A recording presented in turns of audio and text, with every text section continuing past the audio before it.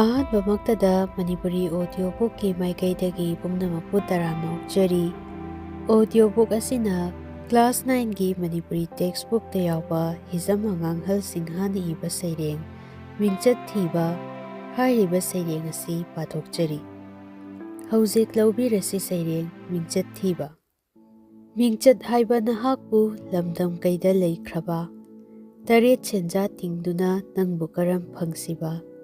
Mapu sana kaithenda Mingchat nangbu thokpra. Wata pada bukaida Mingchat nangna leibara.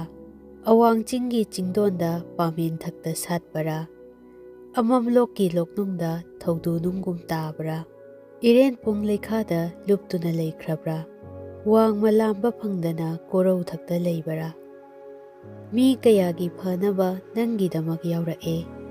Migi mateng kayasu hauza pangake. Ithauda masitli phangba kaubadi leitare. Iranda matingi adugi madu mangaire. Nangidamak chenbana malim pumba thungake. Nangidamak koibabu waduna da matoe. Kangang handokjay muna kayasu yengjay.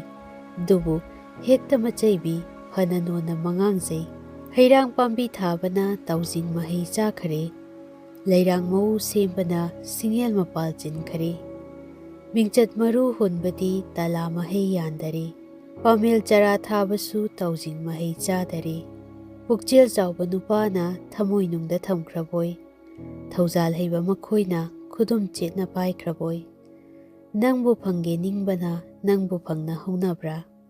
Nangbu phangoi ningbana nangbu phangna haunabra. Phangni phangoi khangdana nangbu thiba thokbra. Aigi haiba thamdraga nangbu phangba tabra. Mingchat pambani pawo nangi saruk khakbra. Taujing magi mahaido nangna chage khanbra. Matang asida Mingchat Thiba haiba seireng asi loisinjari.